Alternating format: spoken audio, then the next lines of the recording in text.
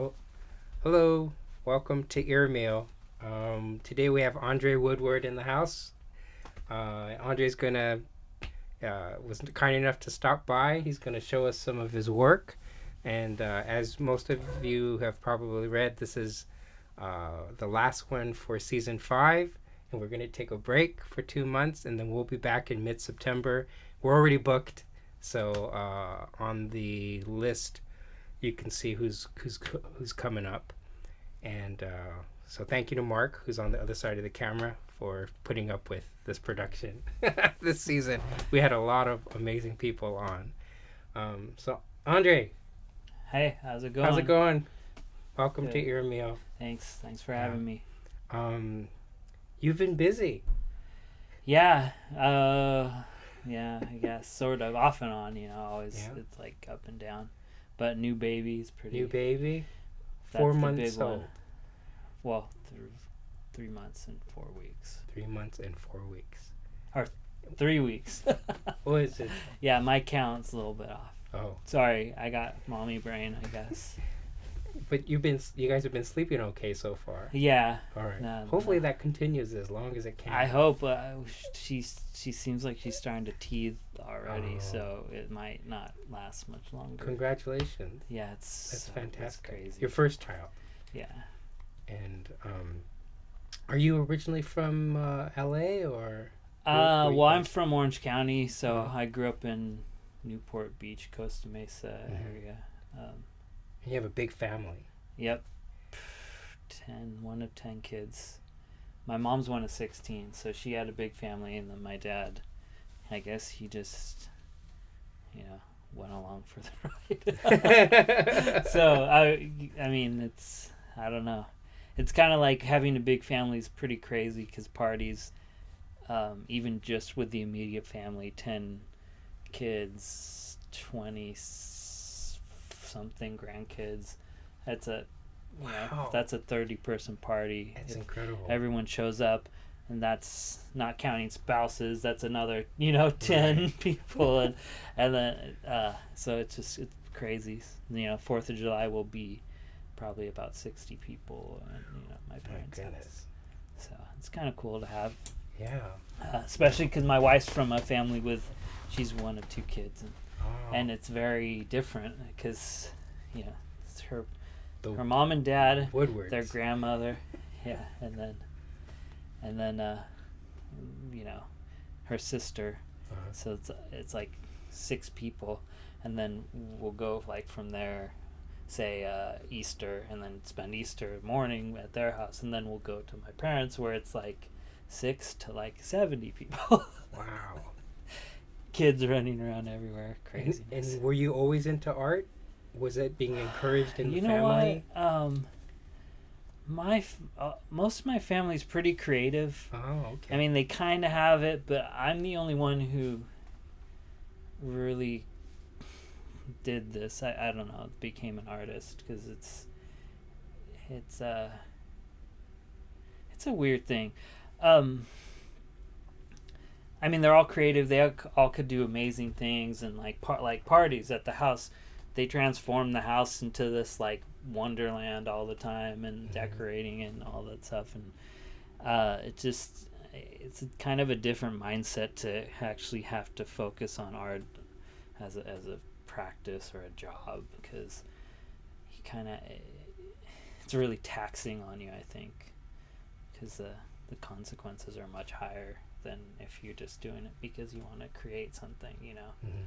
because you have to kind of constantly push yourself to do something that's relevant or that people want to see or that move people, and it comes naturally, but then it's like that last push of like coming naturally, like, oh, look at this, but then like actually perfecting it or finishing it and Mhm. making like a refined piece that it's not it's more than just what you like. It's something that kind of somebody will endear themselves to that doesn't know you and doesn't know anything about you. That's really hard. It's a hard thing to do. So It's a kind of a bizarre communication yeah, process. and just making work that people can relate to Mhm. without them knowing why, or it's just like something grabs them. So I mean, I always say that artists are we're all like entertainers, like Sammy Davis Jr. or something. Like you all have this glass eye. yeah. But you know, that we have this, it comes out in the work, you know, but we're like magicians. It's all sort of illusion, and you're trying to entertain somebody, but then we have like the problem of this like moral compass that we want to actually try to express something that's important, or we want to say, and then you kind of have to hook somebody in to be interested in what you're making first, and then subtly like coerce them into believing something, you know, like my work about, you know, sustainability and ecology and environment, but it's kind of all these, it's like not upfront. It's, you look at it and you kind of think, and you're like, oh, hey, and I don't know, it's a hard thing to do. And I'm pretty tough on myself too, so a lot of work it gets thrown in the trash can, you know. So well, but you've been showing quite a bit, and you just came back from Italy. Yeah, that's pretty awesome. That was pretty cool. Yeah, Italy's amazing. I mean, was your first time in Italy? Yeah. Okay. And like, as I guess I'm a sculptor primarily, it's this place where it's the mecca of sculpture. You know, it's the mecca of almost all art. It was the center of the world for like what, 2,000 years. You know, like it's like, forget about Paris and New York. Italy was it for so long, and it's just, civilization was like, that was the heart of it. I mean, I guess Western civilization, but, and it shows everywhere, you know. It's like, and you were in Verona? Yeah, Verona. I got the little sweatshirt from the tchotchke stores. Is that a soccer team? No, this is the city emblem. Oh, okay. They actually have their own soccer team. It's a LS Verona club. LS. What does the LS stand for? Oh, I don't know. It's an Italian soccer club, but they're pretty big. And Nike has all their does their clothing. Nike is everywhere. They are. Nike is the new Italy. Oh, I don't know. Is Nike on your shirt? Yeah, Nike. Long Beach. They're even in Long Beach. They are everywhere. Where I grew up, they're there. Like, they bought out a couple of like surf clothing companies down there. They own Converse now. Do they? Yeah. No kidding. Did you know that, Mark? They do the U.S. Open of surfing every year, which is like a big thing, you know. And you know Finley. Yeah. Christine Finley. Who was sporting the Converse stuff that's owned by Nike. That's owned by Nike. Once she'd step up to Nike, then. So all roads lead to Nike. No, wow, that's not pleasant to say. No, but I'm not a fan. It may be true. Let's talk about something else. So you brought some videos with your work, some short documentations of installations. Should we see some of them? Sure, let's. Yeah. And what are we looking at right now? That's Psycho Candy. So it's one of my larger installation pieces, an older piece, but it's what year is it? It's probably 2009 or 8, and it's a piece that incorporates there's a bonsai trees planted in speakers, and the speakers emit sound that plays through the dirt and then up through the tree. And then there's a system of watering cans, light towers, things that keep the tree alive throughout the exhibition.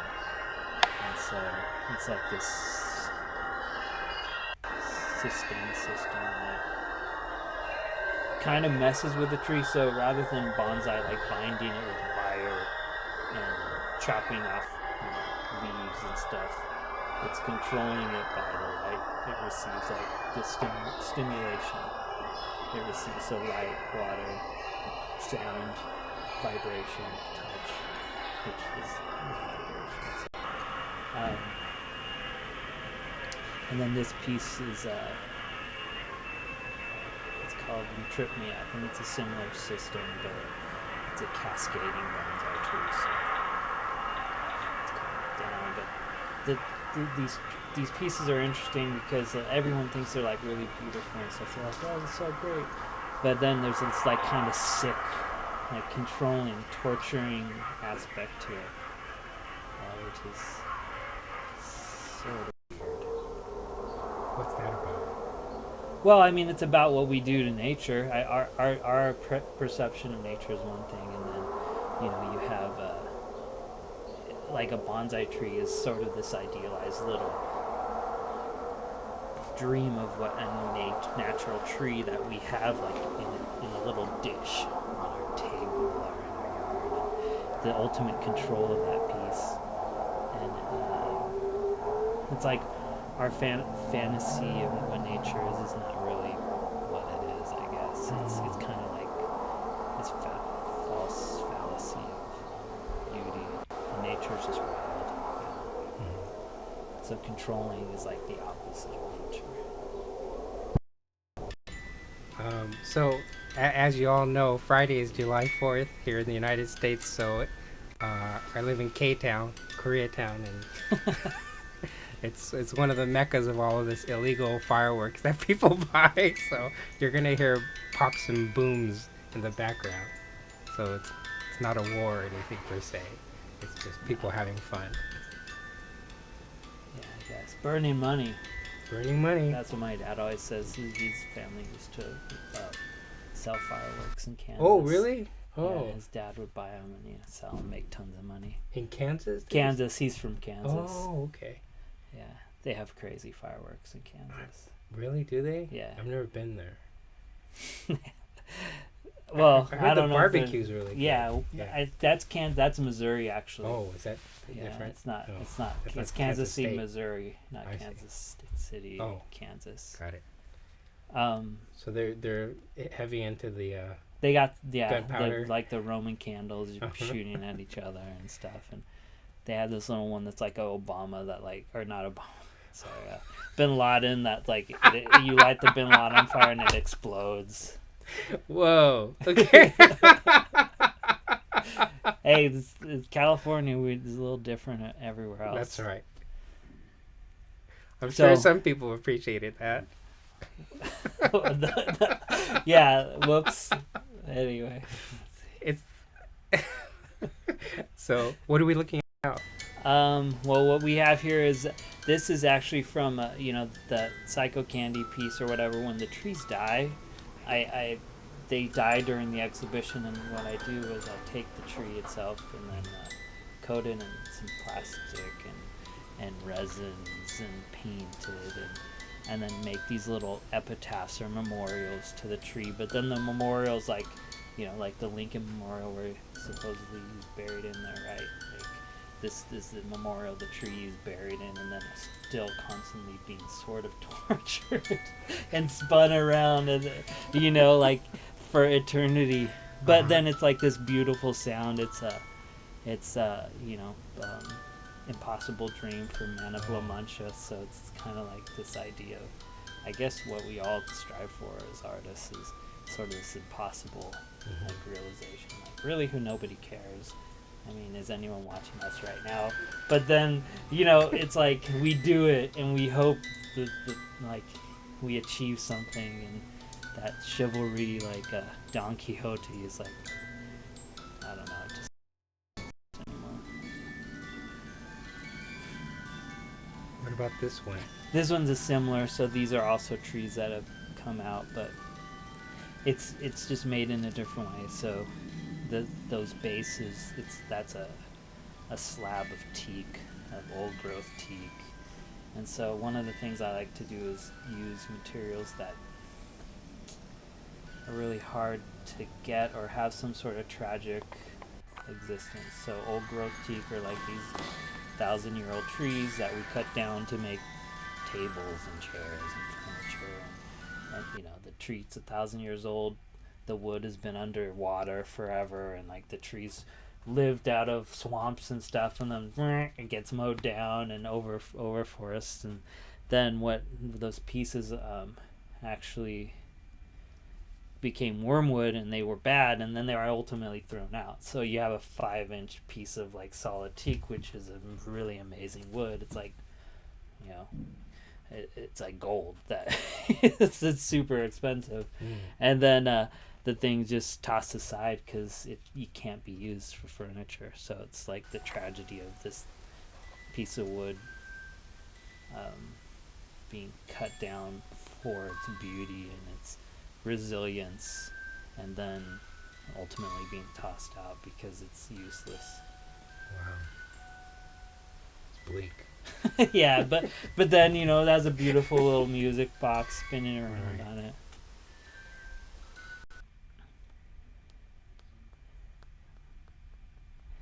Not that I'm trying to tie into the Italy trip, but there's something very Fellini-esque about your work. Yeah, I mean, well, The absurdity of yeah, life kind of thing going. I mean, like Cervantes, the Impossible Dreams kind of thing too. That whole the idea of comedy and tragedy sort of going on in the work, and in life, you know, we deal with it all the time. Like every day, some sort of weird happening, and we sort of navigate through it. And I mean, the work's not totally depressing. Like you'll see or I don't know if you saw the videos with the cubes, but those, I mean, they seem pretty constrictive and very... The concrete cube. Yeah, the concrete Oh, yeah, cubes sure. with the trees coming out of. They seem very bleak, but if you live with them, which I live with, you know, I have like 60 all over the place.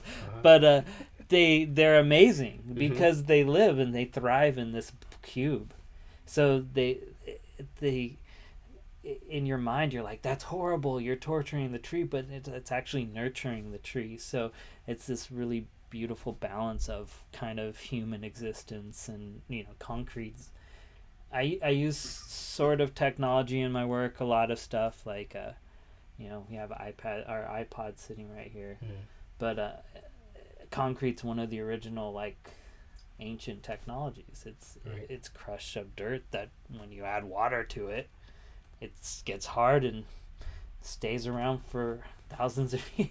You know, I mean, like being in Italy, everything's concrete, and there's a lot of cut stone, but you know, most of the buildings are concrete. And the Romans made those walkways out of concrete. Right? Yeah, and the aqueducts and stuff, like it's all concrete. It's craziness. So should we show off this piece? Yeah, let's see what we can do with it. So you brought in an actual one of the sculptures. Actually, you brought two of them. Yeah, let's we'll look at this one first. Boom, that's not the piece. So what this one is sort of this similar thing. It's you want to use this microphone? Oh yeah. Okay, we're gonna. But this piece is like it's a Manzanita burl, and it's burls are these things that they're like a cancerous growth, or sort of, but it's a thing that happens when a bunch of sprouts start to grow all at once, and then they all grow so much that they constrict their growth and they can't grow. So it becomes like this tumor thing. So it's like all these little branches that are like starting to grow, and they end up not growing because they're like growing all in the same place, and then it just creates this huge growth. And it's sort of, to me, it's like technology or the internet or whatever. If you ever go on there, you're like inundated with all this stuff and you don't even know what to look at. So you go to say, look at your email, and then you see this ad about, you know, the U.S. soccer team losing. So you click on the article, or like, you know, what's his name? James from Miami is opted out of his contract, so I read it, like, you know, and then I forget to look at my email because all this stuff's like totally distracting. So the piece is sort of like that. And then what it does too is it has a soundtrack that's similar to that. So there's a cacophony of sound that is kind of drowning itself out, and it's they're based on audio tracks that I play back in digital form and then in analog form. So, and then they're played so closely that they have a wave cancellation that happens. So it just turns into this noise, and then they're put through. So the noise is essentially, it becomes sound waves, and then the pieces, then there's a speaker and you're playing the sound, and inside this little cavern is it has a solution of a crystal solution that will solidify over time, but the sound waves will grow the crystal, so it grows to like the particular pattern in there. Let me turn that so you get the little crystals, and then the sound still plays through it after it's already dried up and stuff, and you can hear. Let's see, and put the mic up. It's pretty subtle. It's like a little conch shell with noise coming out of it. Can you hear it, Mark? Yeah. It's subtle. Ooh.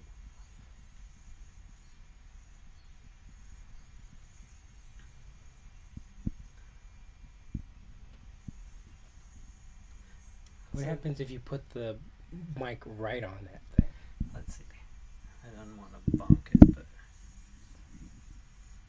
How's that, Mark? all right. Cool. I think one of the interesting things is like physically we're here and we can hear it, Right. because our ears filter. It's just like when you see things, you filter out what you don't want to hear, and then you can kind of focus in. And the same thing that happens with sound. So that's kind of cool. That's what the work tries to do. Is you hear this little subtle noise, and you're like, what is that noise?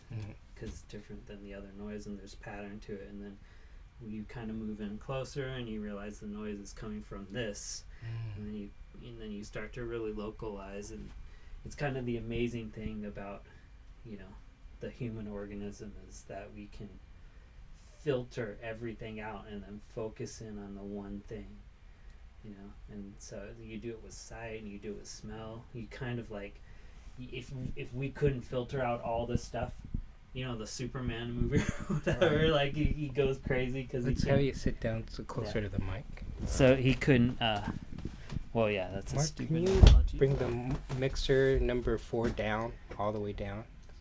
So we can kill this all the way down. Thanks.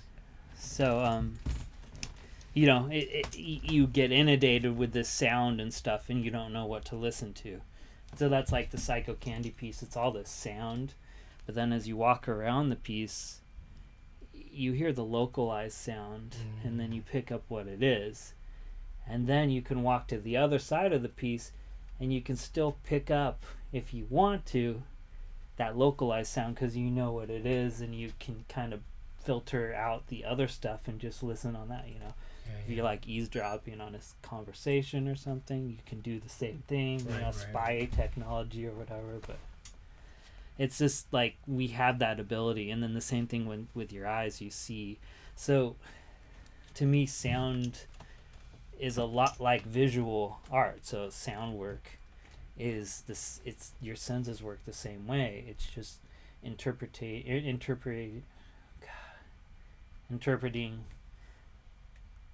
sound wavelengths instead of light wavelengths.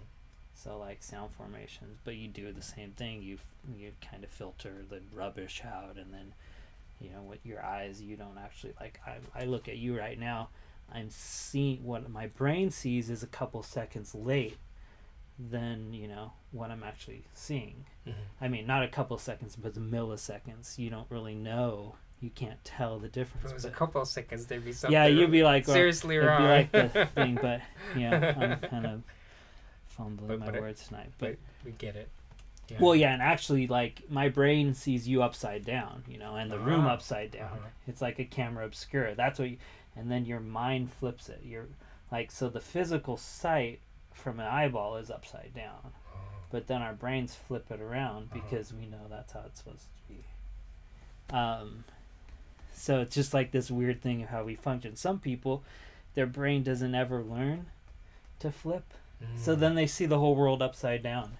Wow. But you know, it's like, do we know anybody like that? I don't know, maybe, probably. Mark, you know anybody like that? No. Try walking around that way. You get used to it. Yeah, you probably. Yeah, if you were born that way, you Yeah. probably. Well, yeah. I know a guy with glasses. He put glasses on that made his Thing flip. automatically, and he just got used to it. So when he took them off, everything was upside down again. Oh. Wow. Interesting.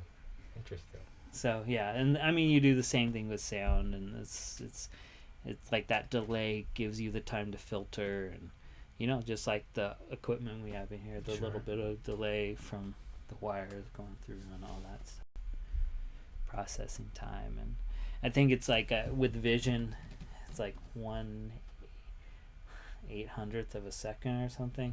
And it's like you could tell if you ever see a car wheel spin. You know, when cars first take off and then they start to spin one way, and then they look like they start to spin the other direction. So like the reason why that is because they're spinning one way, and that's like the speed your eye can interpret that. But then once they start looking like they're spinning backwards, they're actually going faster than your brain and your eyes can interpret. So you're behind. You're slower than the spin of the wheel. That's interesting. And so it looks like it's going backwards for like half a second. Then Right. you can't even see anything after that. You know, it's just a blur. Right. But you know, try it next time you see a car going by. Go like boop and look at it really quick, and you'll be like, "Why is it going backwards?" Are there any videos? Did we look at all of them? I think we may have. Let's is there the one with the little tree looks like asphalt? What's the name I think of we it? talked over it. My Little Underground. Let's see. No, it's back the other way. The next one. Yeah, that one. So with piece.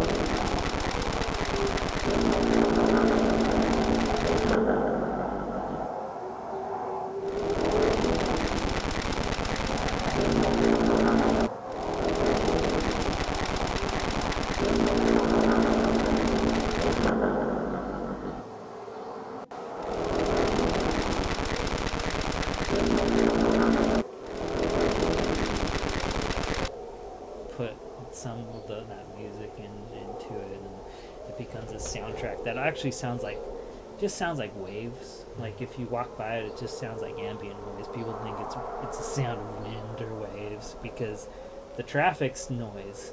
It's noise when you know what it is.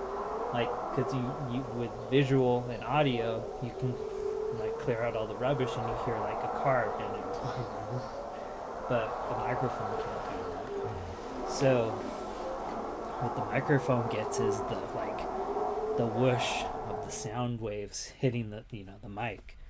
And so it sounds like a wave crashing, and it sounds like this beautiful natural thing, and it's like this hideous noise that people can't stand. Wow. What are your next projects? You know what? I don't have. You're gonna I focus don't on know. your daughter for a while? Yeah. I mean, I'm focused on the daughter and doing some work at the house. There's a few projects I want to work on, and similar to the piece, the burl piece, and I have these larger ones that are like whole tree cut slabs from what redwood trees, like 3 or 4 feet wide by 3 feet, and then some solar work. So incorporating solar into this stuff. Wow. Did we show this? So let's do this. This will be a live one. Right here. We can go out with this one. All right. Are we almost at the end? Well, we're almost at the end of Let's the see. show. Oh yeah, 1 minute. It's not Maybe very loud. couldn't Let's put it by the in mic. Yeah. So this is a ash cutting, bark cutting. This is a piece of petrified wood. So, like I said, tragic things. Petrified wood it only occurs in some catastrophe, like a volcano ash falling over it, or being immersed in a flood or something, and preserved in silt. So, but it's this beautiful thing that preserves the wood forever. And then bark shavings are just the throwaway pieces of wood that no one wants. And it's ash. It's like a really nice, It's beautiful. hardwood. Yeah. And it's just like, oh, it has the bark on it. I don't want it. Like we want the straight piece. Well, thanks. Oh, I think we have to end the show. All right. Thanks for being on the show, dude. Yeah, thank you. Really for appreciate having it. me. Yeah.